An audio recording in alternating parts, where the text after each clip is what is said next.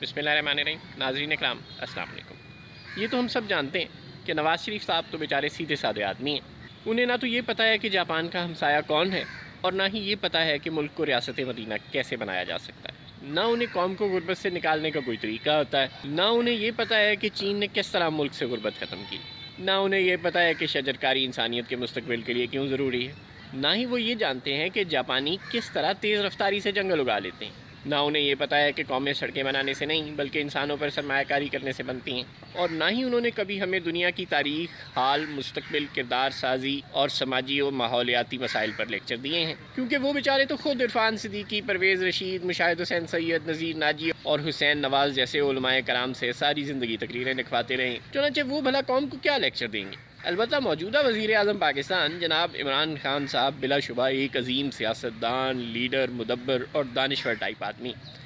Please میں serious ہوں۔ اچھا، تو خان صاحب اب تک ہمیں اپنی مبینہ 22 سالہ جدوجہد کے دوران درجنوں یا بیسیوں نہیں بلکہ سینکڑوں لیکچرز دے چکے ہیں، اور اگر آپ بھی خدا نخواستہ اس فقیر کی طرح صحافی واقع ہوئے ہوں اور اخبارات، ڈیجیٹل آؤٹ لیٹس اور ٹی وی چینلز کے لیے خبر نگاری کرتے رہے ہوں تو شاید خان صاحب کے ایک ایک فرمان کو درجنوں مختلف تقاریر کو خبر میں ڈالنے کے دوران بار بار رقم کرنے کے اختلاج سے بھی گزرتے رہے ہوں۔ تو جب خان صاحب ہمیں بار بار یہ بتائیں گے کہ ریاست مدینہ کیسی ہوتی ہے، جب وہ ہمیں بار بار یہ بتائیں گے کہ امریکہ، انگلینڈ اور چین جیسی قوموں نے کس طرح ترقی کی ہے، جب وہ ہمیں بار بار یہ بتائیں گے کہ اصل جمہوریت کیا ہوتی ہے اور اس کے کیا تقاضے ہوتے ہیں، جب وہ ہمیں بار بار لیکچر دیں گے کہ تنقید، اختلاف رائے، احتجاج، مظاہرے، جلسے، دھرنے، آزادی اظہار، شفاف الیکشن، انتخابی اصلاحات اور پولیس ریفارمز کسی قوم کی ترقی کے لیے کیوں اور کتنے ضروری ہوتے ہیں، تو پھر ان سے یہ سوال تو بہرحال ہمارے بھی بنتے ہیں کہ ڈسکا میں کیا ہوا؟ جب فائرنگ ہو رہی تھی، قتل ہو رہے تھے، لوگ اسلحہ لے کر گھوم رہے تھے، پولنگ رک رہی تھی، پولنگ سٹیشنز کے دروازے بند ہو رہے تھے، ووٹروں پر لاٹھی چارج ہو رہا تھا،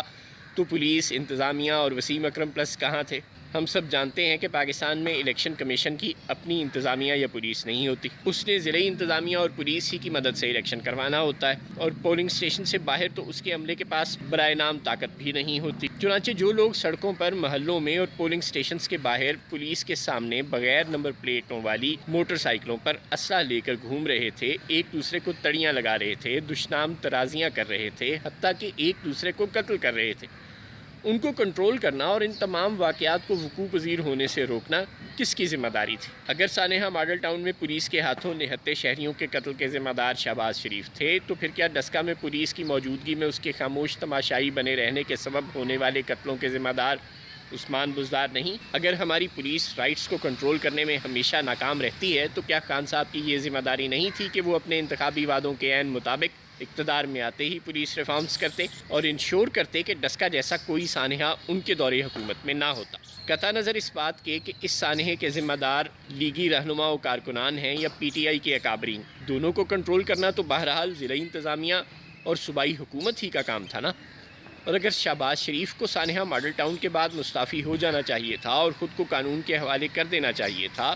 تو پھر سانحہ سائیوال سے سانحہ ڈسکا تک پولیس کی نااہلی، بے حسی اور سفاکی کے متعدد واقعات کے بعد بھی آخر بزدار صاحب کس اصول کے تحت ایک عظیم رہنما ہے؟ کیا خان صاحب اپنے کسی نئے لیکچر میں اس سلسلے میں ہماری رہنمائی کریں گے، یا نئے سانحات کے باوجود فی الحال ہمیں ان کے پرانے لیکچرز ہی کو از سر نو سننا پڑے گا؟ السلام علیکم۔